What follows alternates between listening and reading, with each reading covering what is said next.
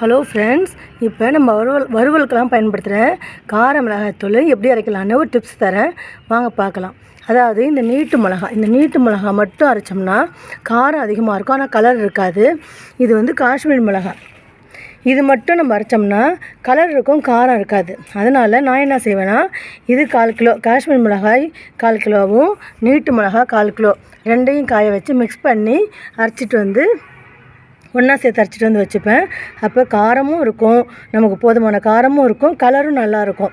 இது மாதிரி தான் நான் அரைப்பேன். இந்த மாதிரி நீங்கள் ஒரு தடவை ட்ரை பண்ணி பாருங்கள். இப்போ இந்த மிளகாயை காய வச்சுருக்கேன். இந்த மிளகாய் எப்படி நமுத்து போயிருக்கு பாருங்களேன்.